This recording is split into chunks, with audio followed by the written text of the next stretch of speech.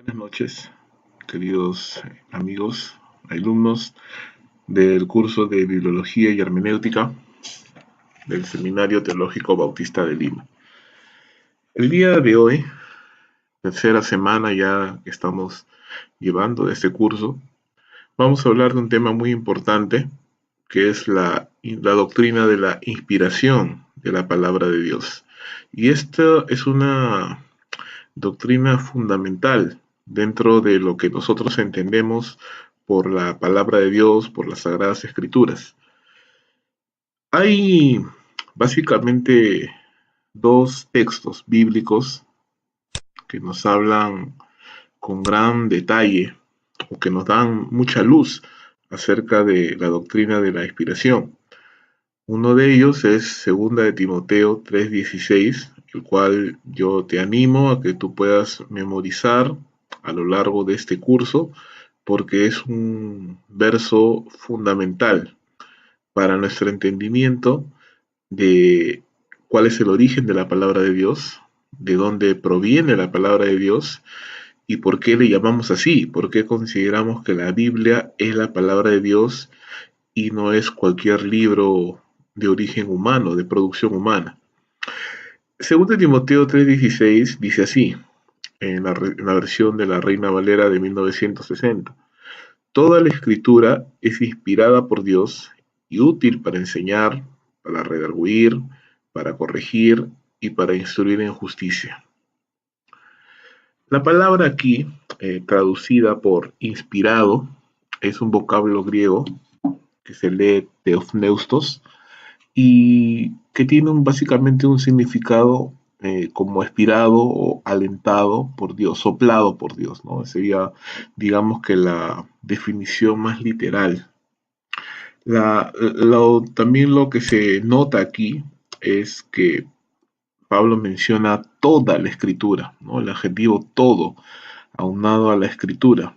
Toda la escritura, todos los libros de la Biblia, todos los textos de la palabra de Dios, dice Pablo, es soplado, es inspirado, es alentado por Dios. ¿No? Tiene su origen en Dios mismo y tiene un propósito, un cuádruple propósito, ¿verdad? Según lo que Pablo dice ahí, para enseñar, para redarguir, ¿no? O para reprender, para corregir y para instruir en justicia. Estas mismas escrituras son las que Pablo le había mencionado a Timoteo en el verso 15 de este mismo capítulo, que son las que le pueden dar sabiduría para la salvación, le pueden hacer sabio para la salvación que es en Cristo Jesús. Estas escrituras, el compendio y el conjunto de la revelación de Dios dada al hombre, justamente por ser la revelación de Dios, el medio por el cual Dios dio a conocer su revelación, su palabra al género humano a través de palabras entendibles en un idioma humano, es lo que se conoce como la doctrina de la inspiración. Dios inspiró, Dios sopló las palabras a los escritores humanos para que puedan ser registradas en lo que nosotros ahora conocemos como las Sagradas Escrituras o la palabra de Dios o la Biblia. El segundo verso que hace referencia a la doctrina de la inspiración es 2 de Pedro, capítulo 1, verso 21.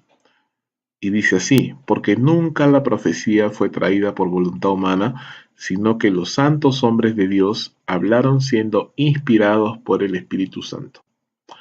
Aquí, si bien es cierto, se ha traducido al español el vocablo griego feró, se ha traducido de la misma manera que teofneustos, se ha traducido también como inspirado.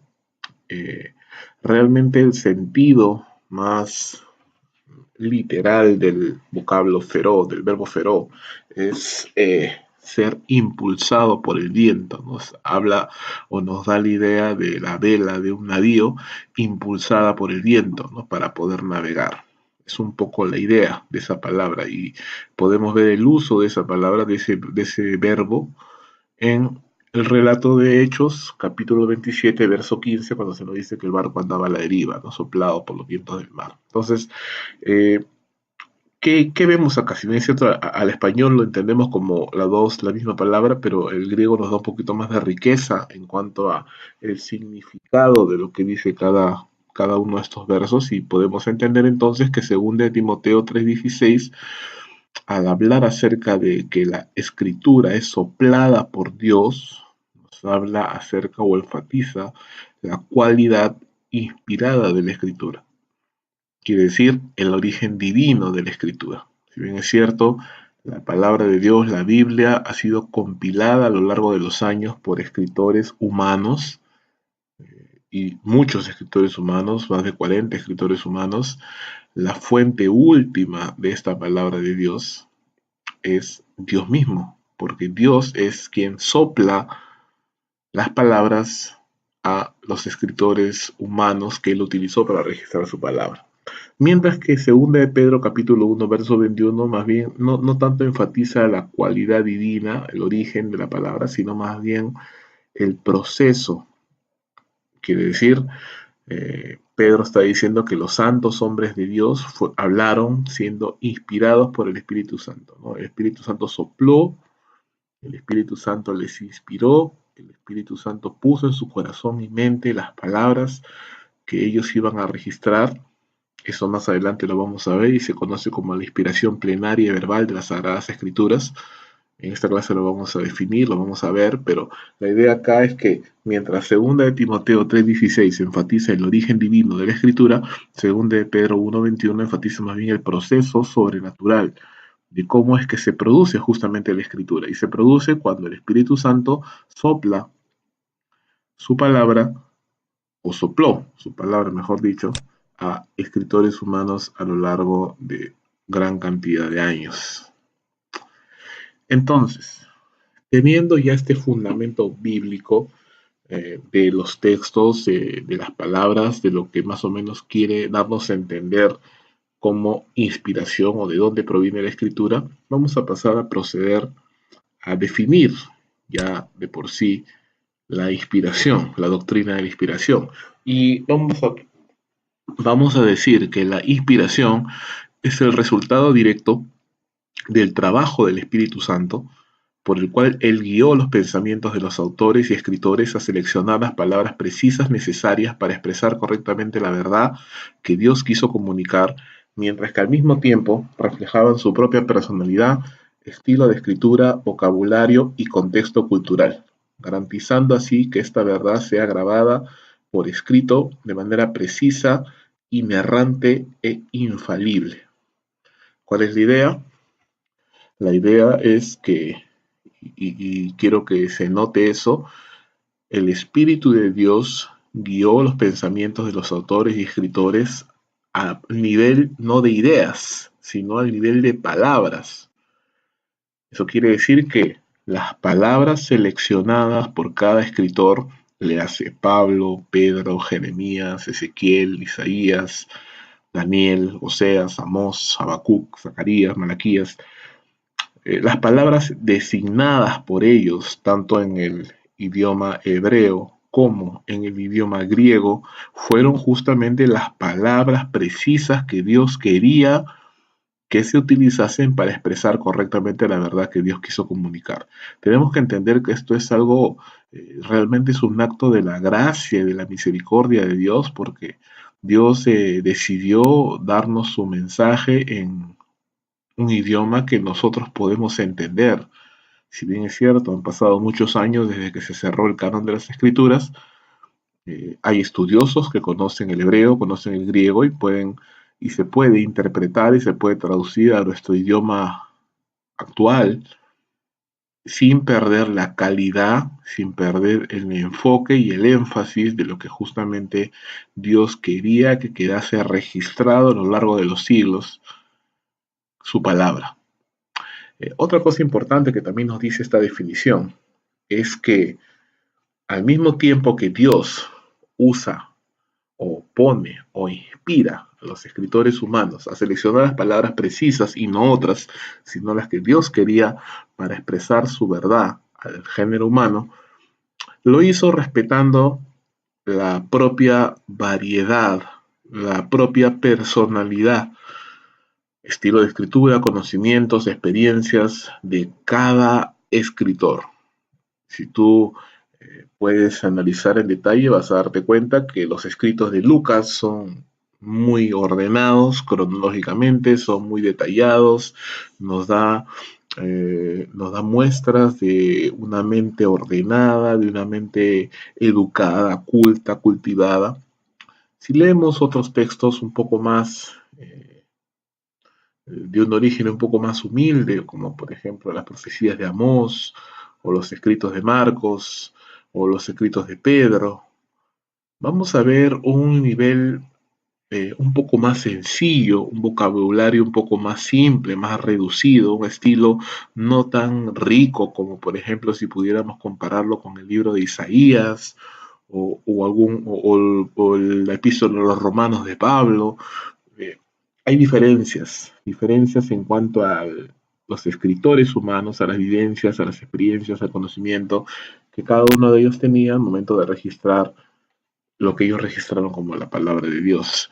Y es por eso que la inspiración no significa que Dios poseyó o de alguna manera manipuló las mentes de los escritores bíblicos como si fuesen autómatas, sino que inspiró los pensamientos o guió los pensamientos de los escritores a designar o a seleccionar las palabras específicas que él quería para comunicar su verdad sin violar su personalidad, su forma de escribir y su temperamento de cada uno de los siervos que él utilizó. Esta es la definición más clara o más detallada, más bíblica a la vez, de lo que significa la inspiración. Ahora, esto es la definición por sí, pero si vamos a tratar de descubrir dónde encontramos el fundamento justamente para esta doctrina de la inspiración, tendríamos que, en primer lugar, considerar que la misma palabra de Dios, es decir, la misma Biblia, testifica de sí misma que es la palabra de Dios. Por ejemplo, ¿no? Si nosotros vamos al libro de los Hechos, y vamos un momento ahí al libro de los Hechos, capítulo 1, verso 16. Vamos a ver que Pedro está diciendo, varones hermanos, era necesario que se cumpliese la escritura en que el Espíritu Santo habló antes por boca de David acerca de Judas, que fue guía de los que prendieron a Jesús. Eh, Allí Pedro está citando, ¿no? Citando un salmo, citando un pasaje del Antiguo Testamento de boca del rey David. ¿Y cómo le llama? Le llama la escritura.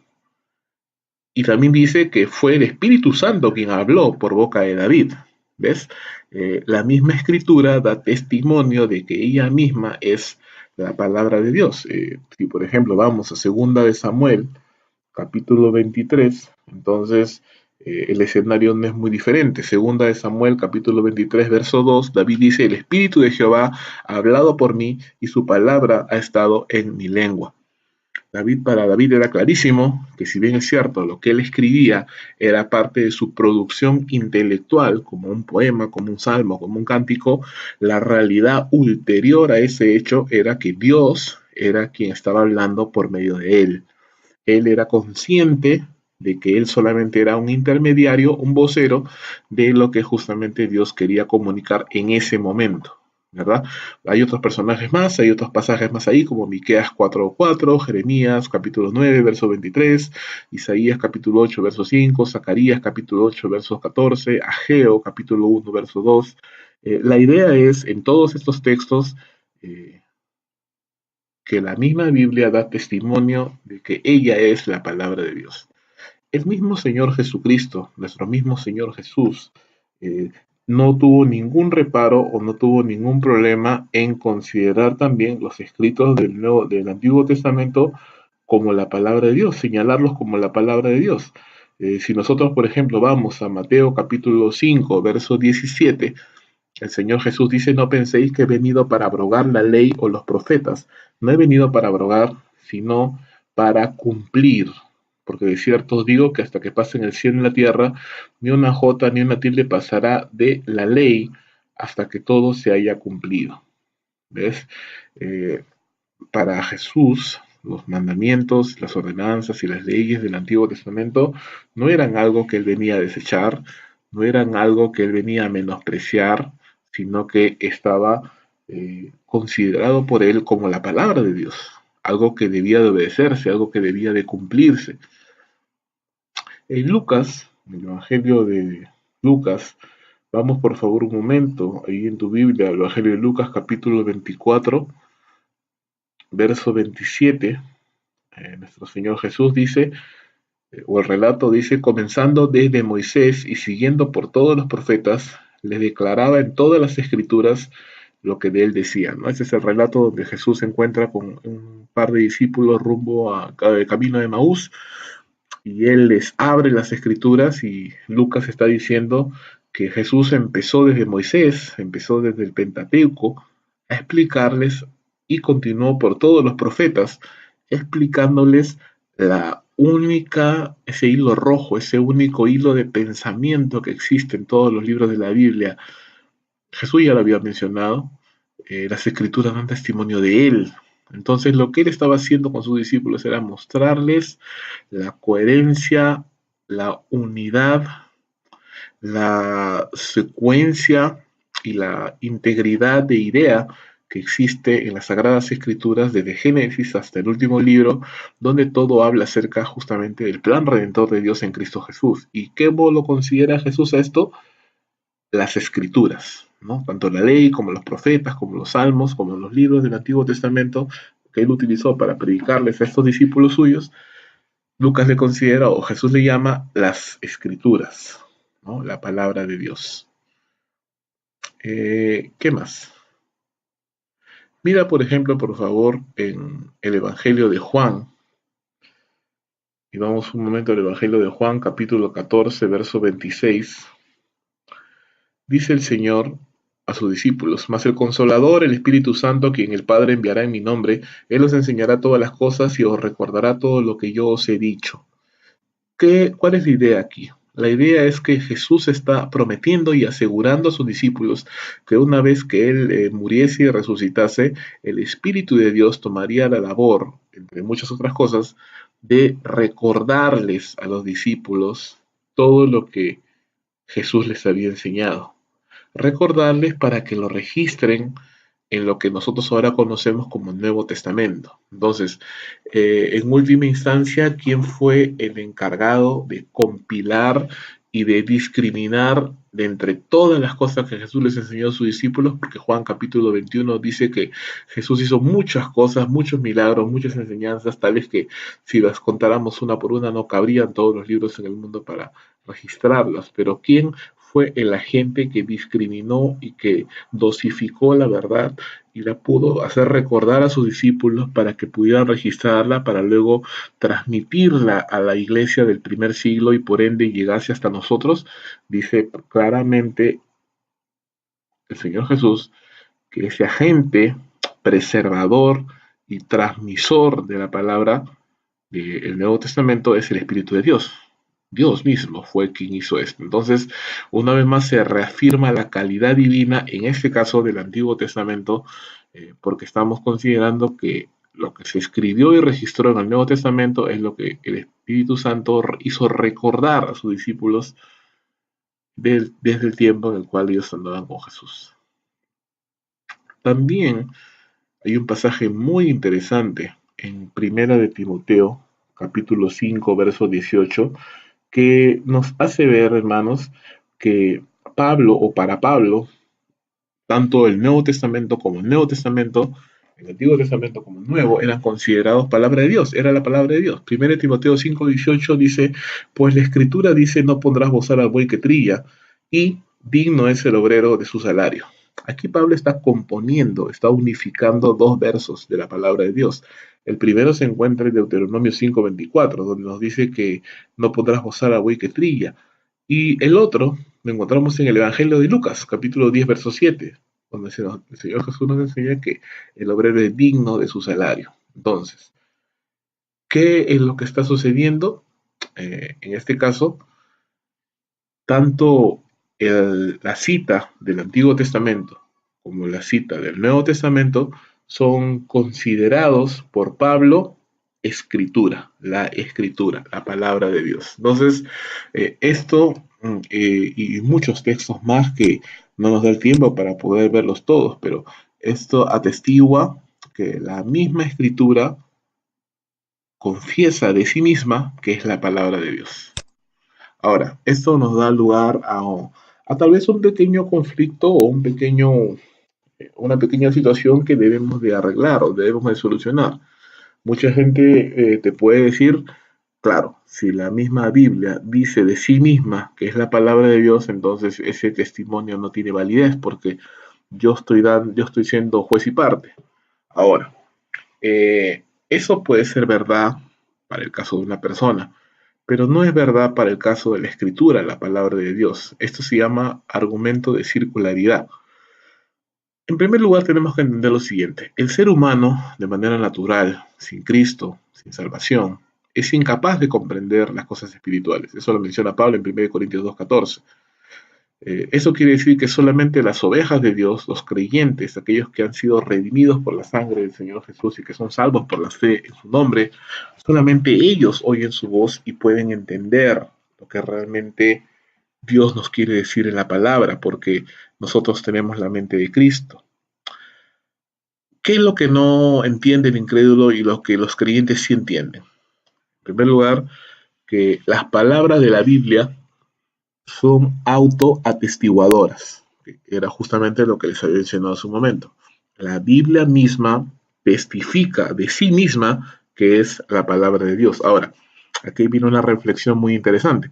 Creer que la Biblia es la palabra inspirada de Dios por cuanto ella a sí misma lo afirma, no está mal. Es razonable y es lógico. ¿Por qué? Porque si no, la Biblia no hiciese ese reclamo de perfección y ese reclamo de supremacía, entonces realmente no sería la norma máxima de autoridad, pero nosotros creemos que la palabra de Dios es la norma máxima de autoridad del ser humano, del creyente, y como norma máxima de autoridad no necesita un referente, más no debería tener un referente superior al cual ceñirse. La Biblia misma es ley, la Biblia misma es la palabra de Dios, es la verdad, es la guía de lo que es verdadero en este mundo. Y así como su creador Dios comparte atributos de belleza, de perfección. Hermanos, el Salmo 19 nos dice que la ley de Jehová es perfecta, es pura, es acrisolada la palabra de Jehová, dice los Salmos. No hay en ella corrupción, no hay en ella imperfección, no hay en ella error. La Biblia refleja, en este caso ya de un modo un tanto oscuro por el pecado del mundo, pero refleja la belleza y la santidad del Dios que la creó. Entonces, no está mal, no está mal creer que las palabras de Dios son autotestiguadoras, que la palabra de Dios se valida por sí misma, porque justamente ella es la máxima y suprema autoridad del creyente. ¿Y quién valida eso? No solamente la palabra de Dios, sino el testimonio del Espíritu de Dios en nuestros propios corazones. El Espíritu de Dios, hermanos, nos guía. Dice la Escritura, dice el Evangelio, Jesús prometió que el Espíritu nos guiaría a toda la verdad. Así que el creyente no tiene problemas en reconocer y en aceptar que la Biblia es la suprema autoridad de su vida.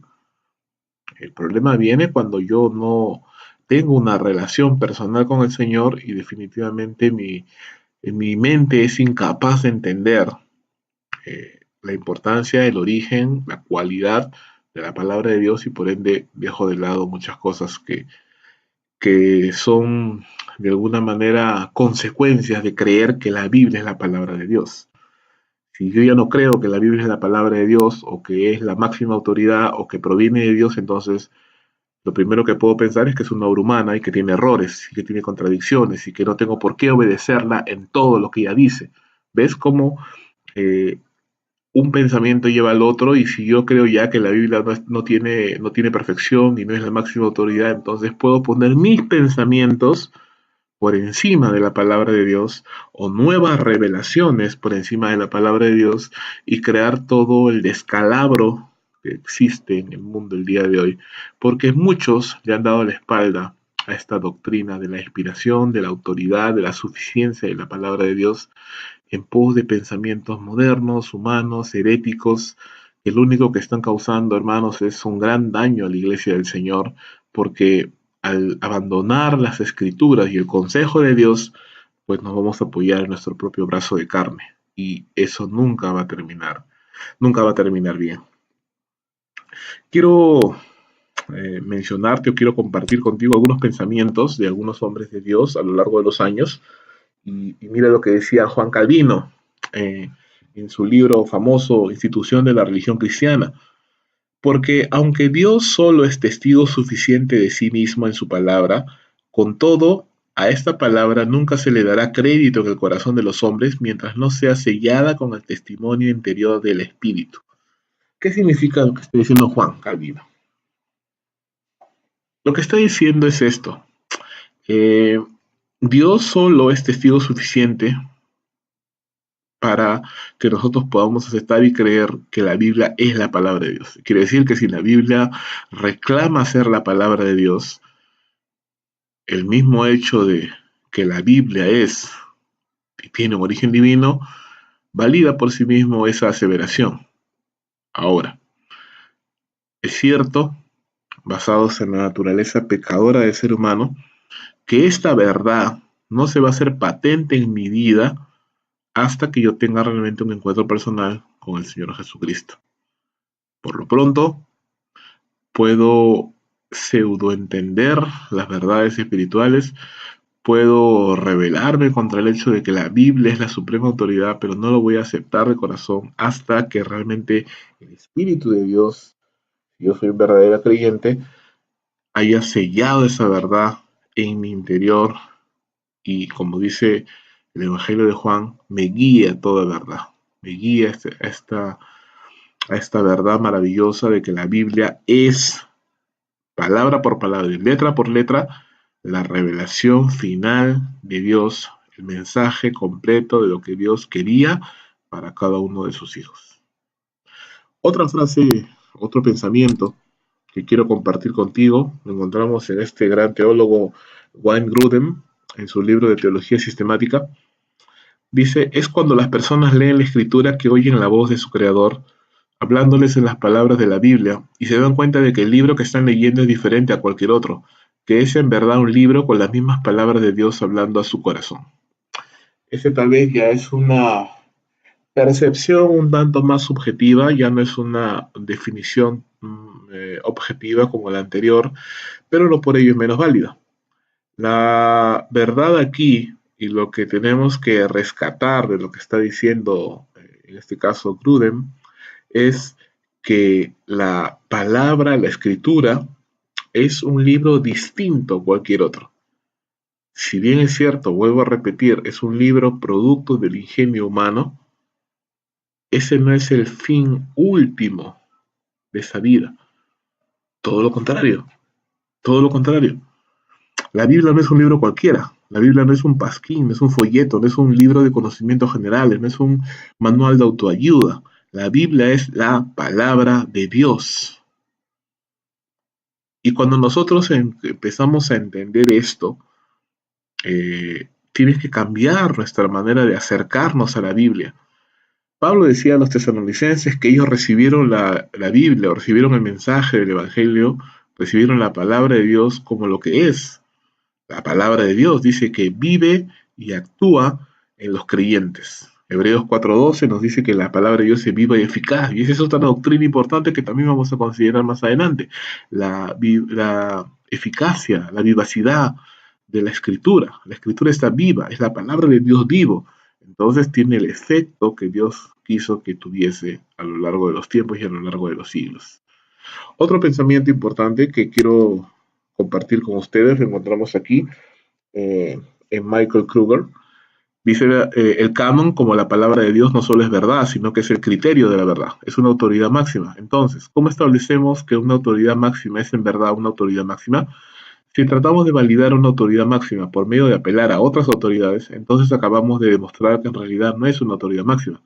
Así que para que autoridades máximas sean autoridades máximas, estas tienen que ser el estándar para su propia autenticación. No se puede dar cuenta de ellas sin usar las mismas. Un poco lo que estábamos mencionando hace un momento, ¿verdad?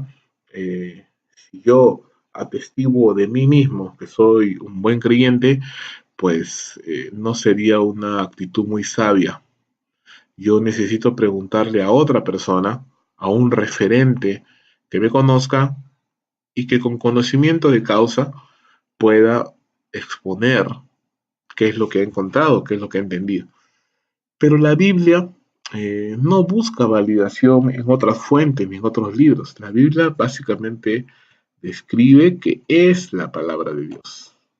Y como la Biblia, dice el autor, es una autoridad máxima para la vida del creyente, entonces no está mal que la Biblia tenga esos reclamos, porque ella es la máxima autoridad del creyente. Eso es algo muy importante que nosotros tenemos que comprender, porque a lo largo de los siglos siempre han habido muchos intentos de menoscabar y de menospreciar justamente la palabra de Dios y su autenticidad. Es muy conocido que en muchos lugares y en muchos pensamientos y en muchas reuniones se menciona la gran cantidad de errores y de incongruencias de la Biblia. Pero esa es una declaración bastante atrevida, pero bastante lejos de la realidad, porque ha llegado a nuestra vida la verdad de que la Biblia es la palabra de Dios. Y el creyente que ha recibido el testimonio del Espíritu Santo lo cree. El incrédulo duda, el incrédulo dice, bueno, si la Biblia se valida por sí mismo, entonces eso no es válido, la Biblia tiene errores, contradicciones, mira este caso, mira el otro, no se entiende, porque no tienen el Espíritu de Dios. Tienen una mente cauterizada, no lo pueden comprender. Pero el creyente no puede caer en ese pensamiento. El creyente tiene que reconocer por el testimonio mismo del Espíritu, por el testimonio de la verdad de la palabra de Dios y por el hecho de que la Biblia procede de un Dios santo y perfecto, tiene que reconocer que la Biblia es santa y perfecta. Pablo menciona en Romanos capítulo 7 que la ley es justa y el mandamiento es santo y bueno. Jesús en su oración sacerdotal en Juan capítulo 17 dijo, Padre, santifícalos en tu verdad, tu palabra es verdad. La palabra de Dios es la verdad absoluta, la verdad máxima, la verdad verdadera, si cabe el término. Ahora,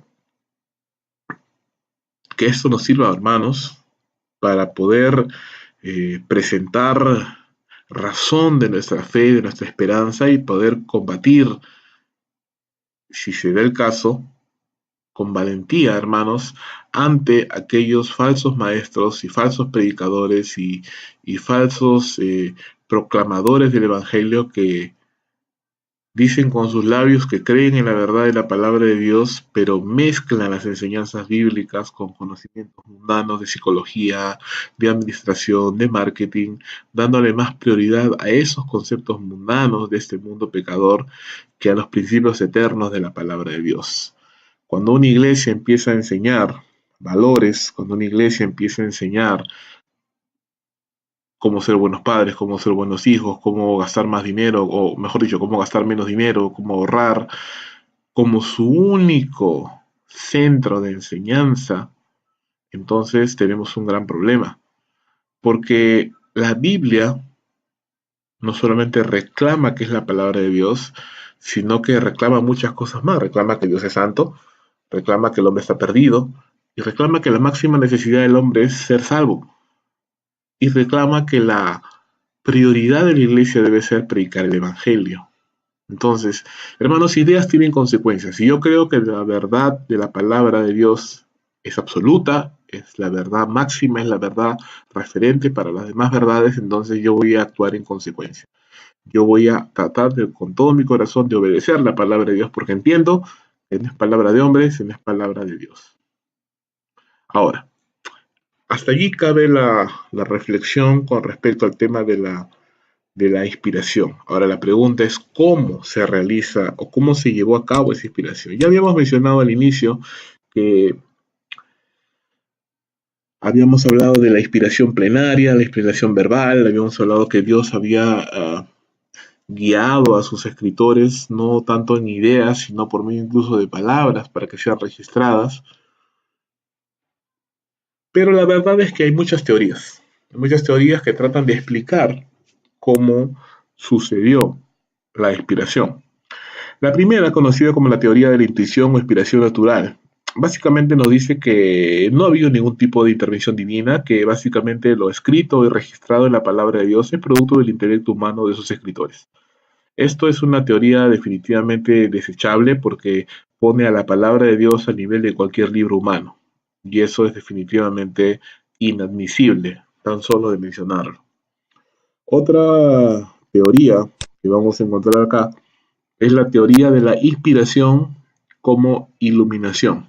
Quiere decir que en el momento en que los escritores estaban registrando sus cartas, epístolas, lo que ellos estaban escribiendo, en ese instante el Espíritu de Dios los tomó y de alguna manera los manipuló, por así decirlo, los poseyó, los llenó, de tal forma que ellos eran muy precisos al momento de registrar lo que el Espíritu de Dios les había guiado. Pero esto anula la diversidad de personalidades y de caracteres y de contextos en los cuales se escribió cada uno de estos libros. Y esto definitivamente es algo que el mismo sentido común nos dice que no es verdad, porque vemos la palabra de Dios y vemos que hay diferentes géneros literarios, diferentes estilos, y eso tiene que haber sido o haber sido producido porque el Espíritu de Dios respetaba la personalidad de cada uno de los escritores. Una tercera teoría es la teoría de la inspiración gradual. Esta teoría propone que aunque toda la escritura es inspirada, no toda es inspirada en el mismo grado, sino que hay porciones que sí son la palabra de Dios y hay porciones que no lo son. La pregunta o el mayor problema de este modo o esta manera de explicar la doctrina de la inspiración es cuál es el criterio entonces para definir qué sí es una inspiración mayor y qué sí es una inspiración menor. Dado que no hay ningún criterio, entonces simplemente la manera como se define o se discrimina uno de otro básicamente está basada por nuestro propio y humano y falible criterio. Una siguiente teoría nos habla acerca de la teoría de la inspiración parcial. ¿Cuál es la idea aquí? La idea es que esta teoría propone que no toda la escritura es inspirada, sino que solamente algunas partes de ella. Por ejemplo, cuando Satanás dirige algunas palabras o cuando Satanás le habla a Eva, pues esas palabras no pueden ser inspiradas por Dios porque es el diablo que está hablando, ¿no? Esa es un poco la idea de esta teoría. Pero esa teoría contradice justamente lo que dice Pablo en 2 Timoteo 3:16. Pablo usa el adjetivo paz en griego, que significa todo, toda la escritura, toda, los 66 libros, todo lo que está registrado palabra por palabra es palabra de Dios, es inspirado por Dios. Entonces, el diálogo entre Satanás y Eva, eh, Moisés no podía haberlo sabido porque Moisés no estaba allí cuando lo escribió, cuando sucedió. Pero Dios puso en la mente de Moisés las palabras precisas que ocurrieron porque él sí estuvo en ese evento y por medio del cual registró este capítulo o estos libros, en el caso de Moisés o en el caso de los demás siervos del Señor, los libros que ellos escribieron. Toda la escritura ha sido inspirada por Dios y eso tenemos que tenerlo clarísimo. Siguiente. La teoría de la inspiración como un dictado. Aquí es parecida a aquella de la inspiración como iluminación. Aquí básicamente nos dice que Dios dictó, ¿no?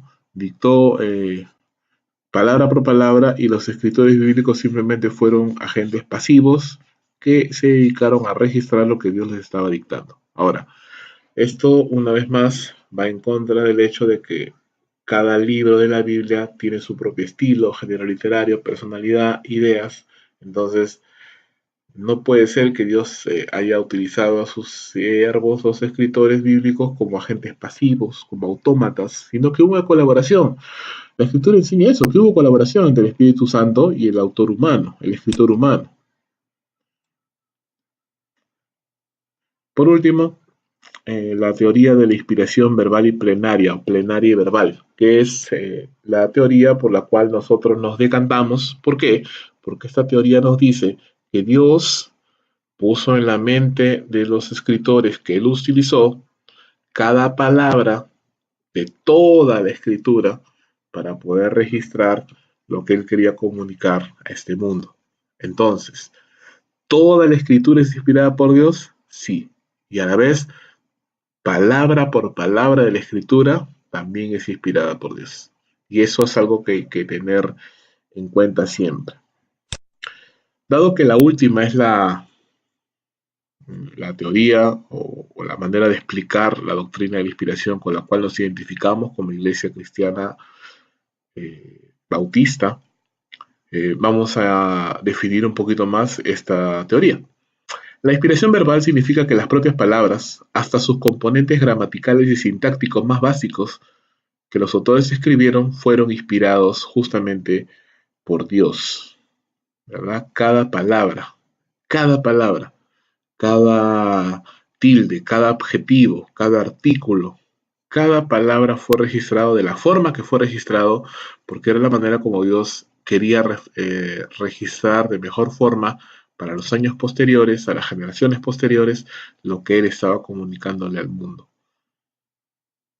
También la inspiración plenaria nos dice que no solo las palabras de Dios son inspiradas, sino que toda la Biblia es inspirada. Toda, no solamente cuando Dios habla, sino todo. Si vamos a ver un poema como El Cantar de los Cantares, vamos a ver que Dios no interviene, Dios no habla en ese libro. ¿Eso quiere decir que Cantar de los Cantares no es inspirado por Dios? Por supuesto que no, Cantar de los Cantares es inspirado por Dios. Entonces, la inspiración verbal y plenaria nos garantiza que cada palabra escrita en los libros de la Biblia, y en general y en su conjunto, toda la Biblia es inspirada por Dios, y eso es lo que nosotros creemos, entendemos y tenemos que enseñar. Cuando personas entonces quieren eh, tratar de denigrar la autoridad de las escrituras, achacándole errores o contradicciones, o el hecho de que no tenemos seguridad de que las copias no hayan sido corrompidas a lo largo de los años, nosotros tenemos que responder, hermanos, con la verdad de la palabra de Dios, con los argumentos que hoy día hemos visto y con la seguridad que aquello que nosotros creemos, obedecemos y predicamos es la palabra de Dios. Ahora, una aclaración adicional. Nosotros, la iglesia, no tenemos los escritos originales, los manuscritos y pergaminos de puño y letra de Pablo, Isaías, Jeremías, Lucas, no se encuentran, nadie los tiene, se han perdido a lo largo de los siglos. ¿Qué tenemos? Copias y manuscritos copiados en tanta cantidad y con tanta pureza de transmisión que podemos estar seguros que lo que leemos en nuestras Biblias contemporáneas, por ejemplo en la Biblia de las Américas de este año o la Reina Valera de 1960, cuando estamos seguros de qué es lo que, o mejor dicho, cuando estamos leyendo nuestras versiones en la Biblia, podemos estar seguros de que estamos leyendo la palabra de Dios. Sin embargo, hay traducciones y hay decisiones interpretativas de aquellos comités de estudiosos que producen estas versiones que no necesariamente reflejan eh, toda la riqueza de lo que el escritor bíblico quería registrar. No estamos hablando de errores, estamos hablando básicamente de que los autógrafos son inspirados por Dios. Las versiones modernas de la palabra no son inspiradas por Dios. Lo que Él inspiró fue lo que los escritores bíblicos escribieron. Las traducciones a los lenguajes actuales, las decisiones interpretativas de los comités como las Sociedades Bíblicas Unidas y otros comités, obviamente sí, producen la palabra, producen una traducción contemporánea de la escritura, pero en esas decisiones interpretativas existen algunas traducciones que son de mejor calidad que otras. Y eso es algo que nosotros tenemos que tener en cuenta. ¿Eso significa que lo que yo estoy leyendo no es la palabra de Dios? No, sí, sí es la palabra de Dios. Pero aquello que fue inspirado letra por letra, palabra por palabra, fueron los autógrafos. Pero Dios, en su misericordia infinita, ha provisto conservar su palabra hasta el día de hoy, preservándola de manos de hombres malvados, perversos y de cualquier tipo de iniciativa para destruir la Biblia. Dios la ha resguardado hasta el día de hoy. Bueno, queridos alumnos, nuestra idea con esta clase ha sido que podamos meditar en la naturaleza y origen divino de la palabra de Dios y que basados en ello, pues reavive nuestro deseo de obedecerla, predicarla, enseñarla, porque lo que tenemos en nuestras manos no es la palabra de un hombre, es la palabra del Señor Dios Todopoderoso. ¿Qué continúa? En las siguientes clases vamos a estar hablando de más cosas acerca de la Biblia, pero ya para ver la parte práctica, la parte que siempre tenemos en la clase para poder practicar un poco esta herramienta de Bible Arc, eh, yo les voy a pedir, y también lo voy a adjuntar como un segundo video, cómo poder realizar el paso completo para un texto.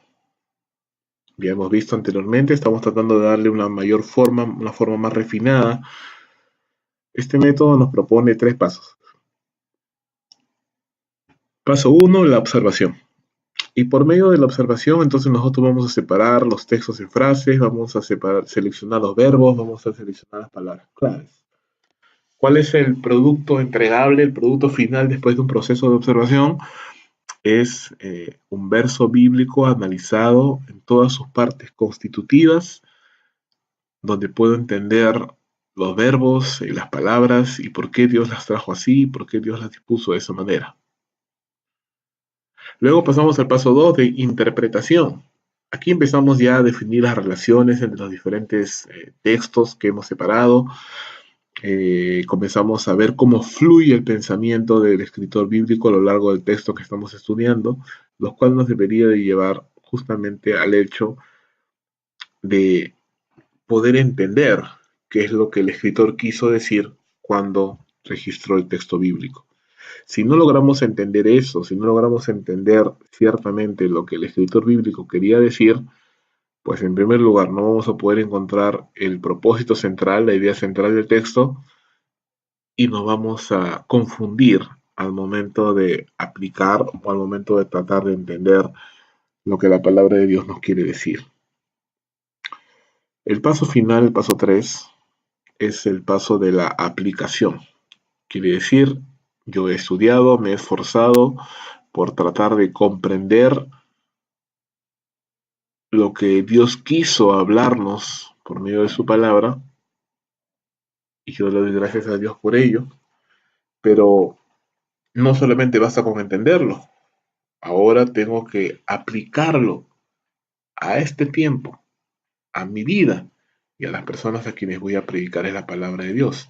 Esa labor de aplicación es tratar de, o mejor dicho, los principios bíblicos eternos que he obtenido o que he identificado en la etapa de interpretación, poderlos aplicar como mandamientos actuales, vigentes, urgentes a la generación cristiana que nos ha tocado vivir en esta época. En base a estos pasos, vamos a subir también un nuevo video analizando un texto más, pero ya para el lado de las tareas que usted tiene que presentar, hay 2. Ahí hay una lectura acerca de la inspiración de la palabra de Dios para que usted la lea y para que pueda subir a la herramienta de Moodle un pequeño análisis de lo que usted ha leído y ha entendido. Y la segunda parte es poder terminar el arqueo total del Salmo 1, ¿verdad? La semana pasada empezamos, pero ahora la idea es terminarlo, que usted lo pueda terminar y presentarlo como un entregable de su tarea de esta semana. Bueno, esto es lo que compete por esta semana. En breve voy a estar colocando también el video de la práctica y les animo, hermanos, a que puedan presentar sus tareas, puedan ponerse al día si es que alguno todavía no ha presentado su tarea, a que podamos reavivar esa convicción de la palabra de Dios, del poder de la Biblia, de la eficacia de la Biblia, de la autoridad de la Biblia, y así podamos, en base a esa convicción, poder vivir y poder servir. Muchas gracias, hermanos, que Dios le bendiga y hasta la siguiente clase.